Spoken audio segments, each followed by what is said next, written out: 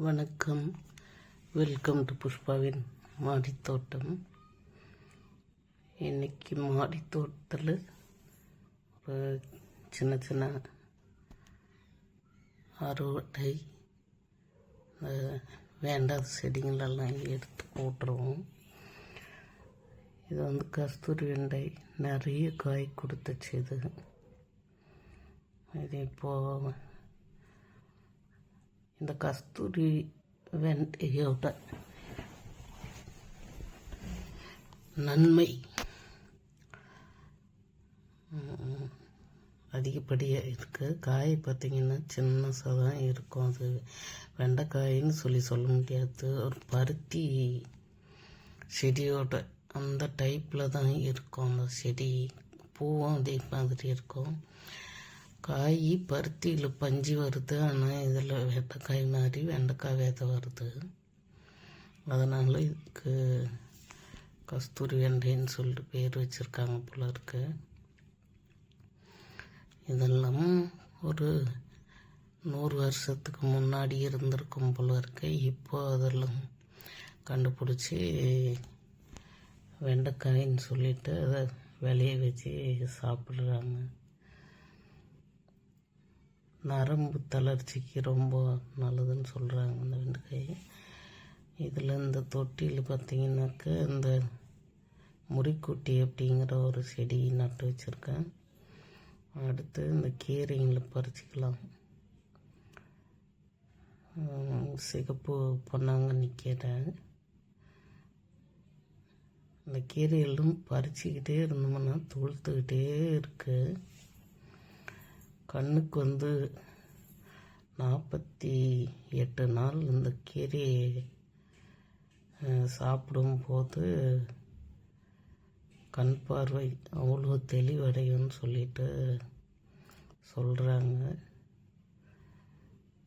தினமும் ஒரு பிடி அளவுக்கு கீரை நம்ம உள்ளுக்கு எடுத்துகிட்டு வரணுன்ட்டு.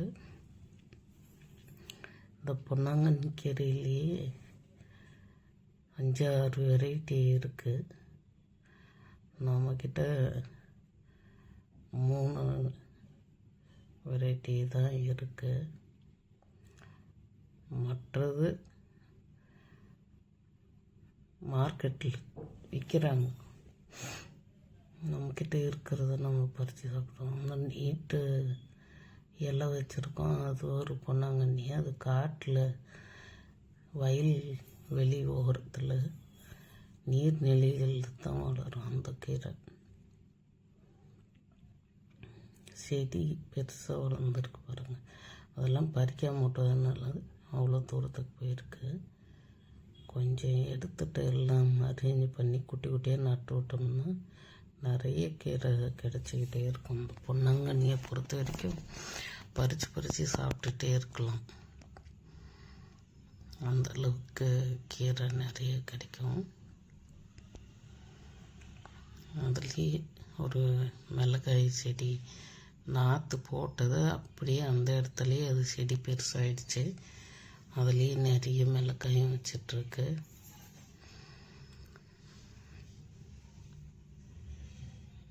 அடுத்து இது ஒரு சைனீஸ் பூச்செடி. ரொம்ப அழகான பூச்செடி. 2 நாள் இருக்குது அந்த பூ வாடாமல்.